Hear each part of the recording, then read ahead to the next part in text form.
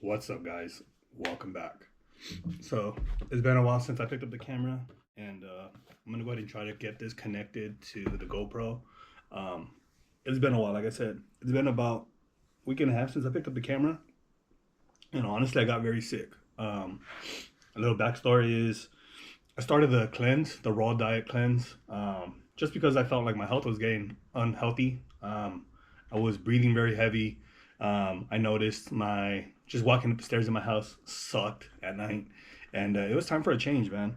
So I talked to my wife about starting, the raw cleanse. My wife's done it before, and I've never done it. So we said, "Fuck it, let's go ahead and do it," and we did it. And let me go ahead and tell you, man, it sucked just doing a goddamn juice cleanse. Eating these stupid peanut cashews mix tastes horrible, and I'm not gonna lie, I didn't complete it. Um, Shortly after I started it, after I stopped, I did it for about 3 days out of the 7 days, because me and my wife divided it. I was supposed to do four, she was supposed to do three, and it was pretty bad, man. So I did about 3 days, and after that, I said no more, just because I couldn't do it anymore. My stomach was really hurting, and I guess that's just goes from starving yourself. You know what I'm saying? From how I was eating before and everything. So after that, I got really sick, and I just been in bed for like the last couple of days. No energy, no momentum, no nothing. But I've maintained really not eating how I used to eat, and good news is that I've lost about 10 pounds. So there is progress, and no, I'm not just on a raw diet or whatever it is. I'm still eating. I'm just eating smaller portions, and I'm really not drinking a lot of soda. I think I've drank one thing of soda in a week and a half, and I haven't really drank it any more than that. I've drank mainly all water, but let me go ahead and say, I don't know how Dana does it, but that should get tiring, man. So I have been adding, the flavored stuff to it, and that way I can at least keep on the water. But soda I've really cut out, and proportions I've just really cut down on. So figured I'd come back on the garage with a little bit of energy and see what we can do, because we did get some stuff in. I already opened this up. This is one thing I need to get installed on the car, which we'll install here shortly. But let's go ahead and open it up real quick. This is from JSP Fab, and some people have noticed in my engine bay, I don't have a battery tie down, and this is their new Billet one. It comes with the hooks, the hardware on it. Probably gonna change the hardware out to G development. It'll match the bay. And this is their Billet titanium, or not Billet titanium, their Billet battery tie mount, that goes up on top of it for the EK. Dope piece to have, and it will go good inside of the engine bay. So we'll get this installed. Something else I ended up picking up over the weekend, finally getting out of the house, is this new throttle body. I made a trip down to Up Garage in Ontario, and just to go see it, because it's a new room, that I guess a new building that they opened up, and they had this Blocks throttle body there, and this is a 72 millimeter, if I'm not mistaken, or 70 millimeter. And the reason why I'm gonna go ahead and change that one to this one, is because my idle stays stuck. My throttle body stays open, floating here and there, and it just gets annoying, just like the brakes. So we'll swap that out here at a later time, because it needs to be fabricated to a V-band. And then also I got these in. These are mud guards for the EK. I'm putting mud guards back onto the car since I'm not running the kit. And these are brand new ones from B-Wire, from the homie, and figured I'd get these, install them into the car, so that way it would have mud guards all the way around, because right now it only has the rears, and I need the fronts to go along with it. So we do have, they're in here, so we'll pull them out and get those installed also for the front of the car. So let me go ahead. All right, guys. So I can't get this shit to connect to my GoPro, so we're gonna go ahead and move on with the next day. So I'm gonna go ahead, turn the car on, turn it around, face it inwards, because we have to do the oil change to it, as I need to do that, and just prepare it. I'm still waiting to meet up with Brandon. We were supposed to meet up, but I got really sick and there's just no way I'm meeting up. So I'm gonna go ahead and turn the car around, bring it up, jack it up, do the oil change. We'll get the battery tie down installed, and then install the front mud guards on the car and show you guys what it looks like with all the mud guards on the car now. So let's just get to it.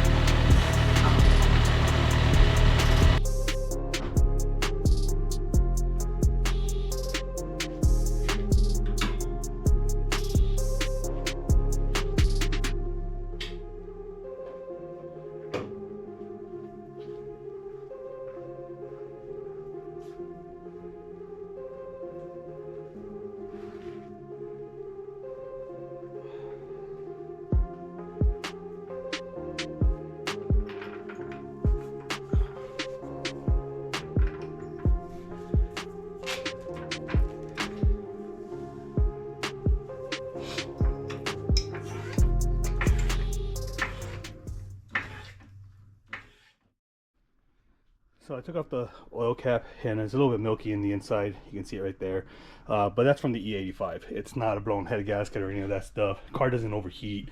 None of those issues whatsoever. So I know for a fact that there is no blown head gasket on it, as there is no mixture in the water either. So let's go ahead, get this oil change done so we can get the battery tie down put on, and also the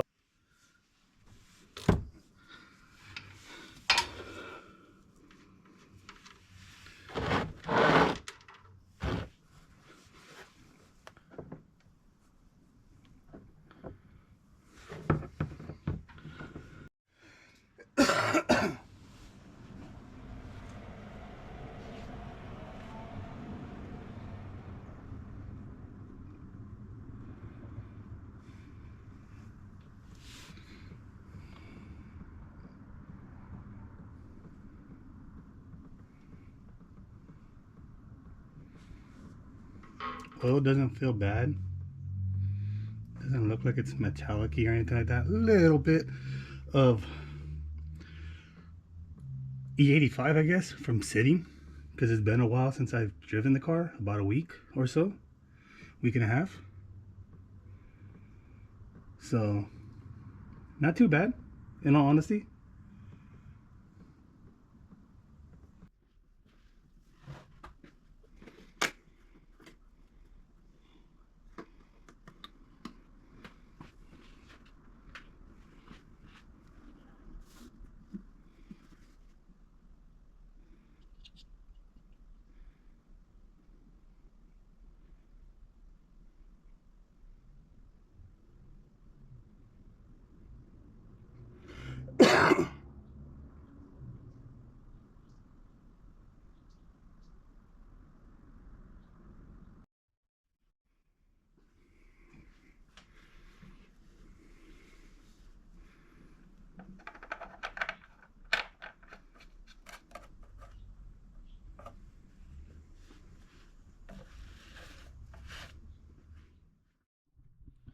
All right, guys, so oil change is all done. Everything's buttoned up, cleaned down there and everything, so all that is all good now. Fresh oil, I put the full 5 quarts in it, so that way I have enough oil for the turbo, because it does all drain out. So all that oil is out now. Brand new fresh oil, fresh filter. There's a few things that I still need to do to this car, because I do want to prep it for going up to Bakersfield if everything goes well. I need to get the injector serviced, and then I need to service the fill filter. So I'll check all that here later on, but on another video. But for now, oil change is done. Spark plugs were already redone when we got the car tuned, so we should be good on that section. So now let's go ahead and install the mud guards. So on the rear, I've already installed the rear section. You can see way better with mud guards on it now, and the front does not have any mud guards. So we are going to be putting on these brand new ones that I got from the homie B-Wire. So these are all OEM ones. They were like 40 bucks shipped to me from him, and these are gonna go really good on the car now. So I'll see if I can find a picture of it with no mud guards and it with mud guards. So let's go ahead and get these installed real quick. So all these usually use is 3 bolts, 3 screws actually that mount right there. I'm only gonna mount 2 of them because I don't have this clip that goes right here. So it's a metal clip that goes there usually, and I don't have that. So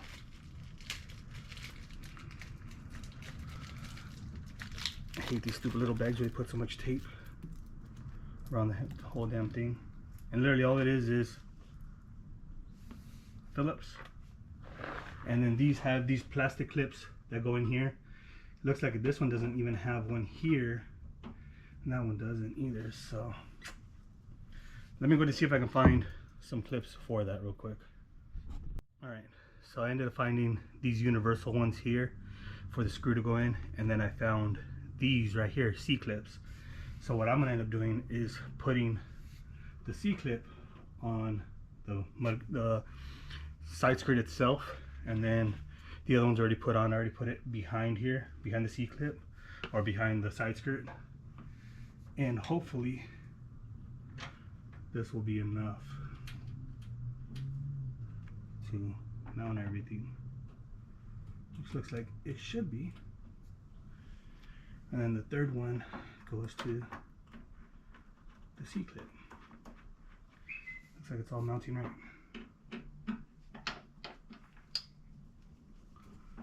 Let's see here.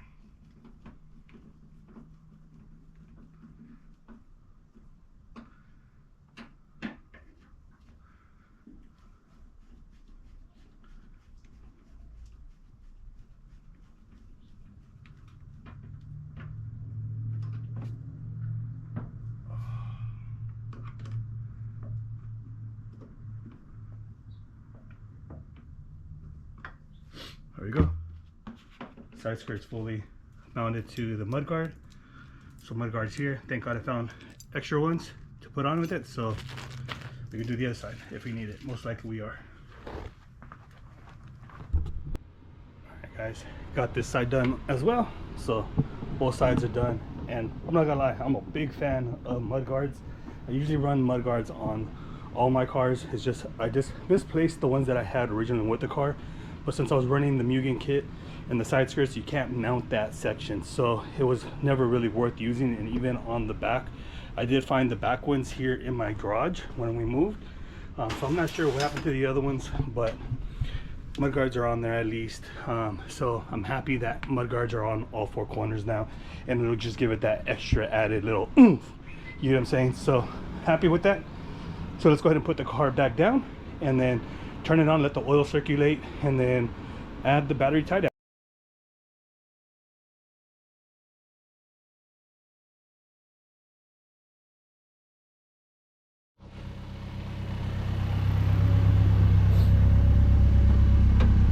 And my oil pressure now is actually reading 85, which is good, I guess. Relieved a little bit because it was always reading at about 100. So we're gonna go ahead and let it get oil through the system, through the turbo, let it all flow in, and make sure it's all lubricated, and that way we have oil pressure. We know we have it because it's marked on the oil pressure gauge, so we're golden on that. I want it to go through the whole system, let let the oil warm up, basically. This is a pretty simple install. Literally all it does is connect back here and then go towards the battery tray. So this, it's because of this damn wire, but goes on the bottom of the tray.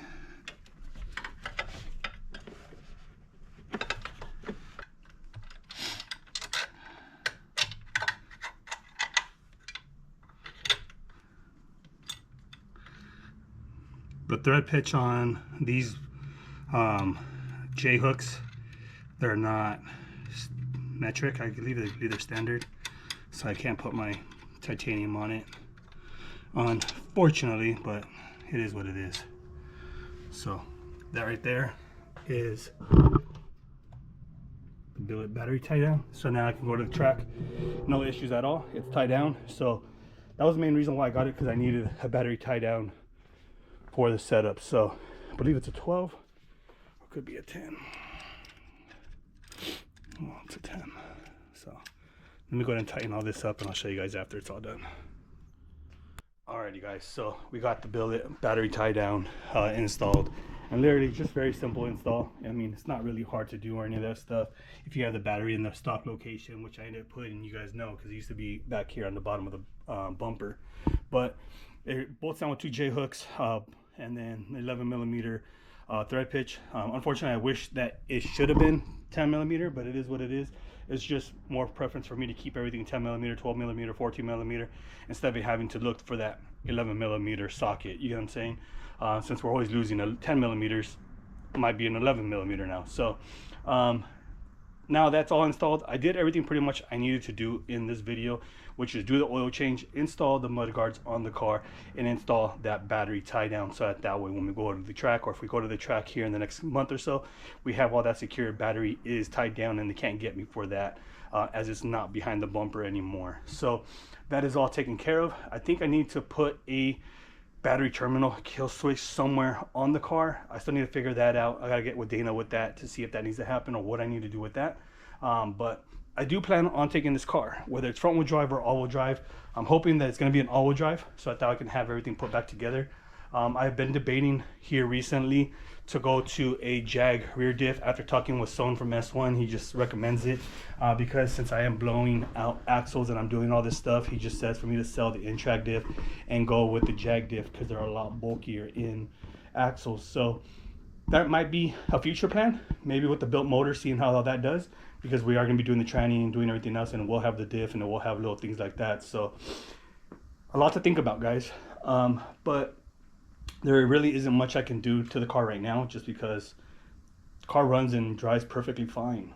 So hopefully we get the rear diff here swapped out soon, within the next week or so, and we'll just continue doing POVs and ride-alongs, taking you guys for a journey on the car. Now let's go ahead and answer some of the questions that I've had in the recent videos of going on the cruise, the POV, and also to the runs at night, the roll nights. So let's go ahead and get into it, and hopefully this answers your guys' questions, because I want to be truthful with you. Alrighty guys, so let's go ahead and get down to the questions. Some questions I've been asked pretty much on every last video is, and the main one is, what the hell is that fluttering noise? What is it coming from?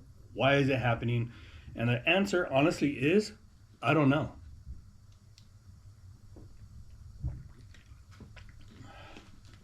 I honestly don't know what it's causing it, why it's doing it, or the reason behind it.